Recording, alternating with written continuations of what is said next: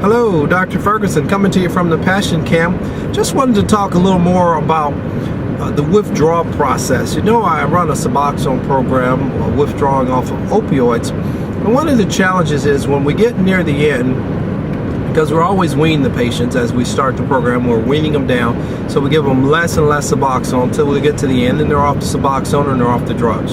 So that's the process we go through. But the challenge comes when we get down to about 4 milligrams. The anxiety takes over, and people have a difficult time distinguishing between, am I dealing with anxiety or am I dealing with withdrawal? They're definitely two different things, but they can look the same. They can both be anxious. They can both have stomach discomfort. They can have headaches. They can have not sleeping well. They can have cramping and discomfort in the muscles. They can even have some palpitations.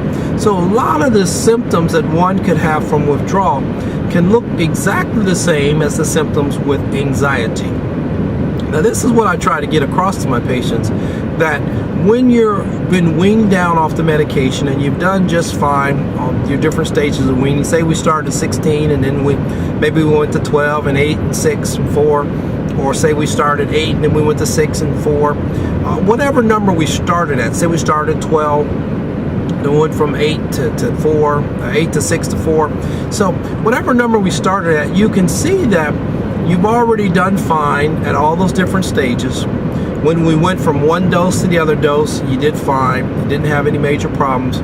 Maybe every now and then a hiccup that maybe lasts a day or two where the person doesn't feel the greatest, doesn't have the same amount of energy that they were having before, but nothing of any significance.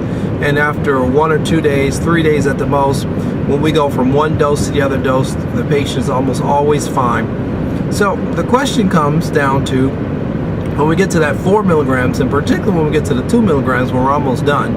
Sometimes we have to go to 1 milligram. Sometimes the patient tells me at 2 milligrams they're done and they don't need it anymore. But when we get down towards the end, when we can see the finish line, that's when anxiety really begins to rear its head. That's when people really begin to say, "Doc, you think we can do this?" "I'm not sure, Doc." "Well, you know, Doc, I did drugs for a long time." "Well, Doc, I don't know, I'm kind of nervous about this." "Well, Doc, can't we stay at this dose a little bit longer?" And we get all those different types of comments coming into play when we get down to the 2 milligram, 4 milligram range.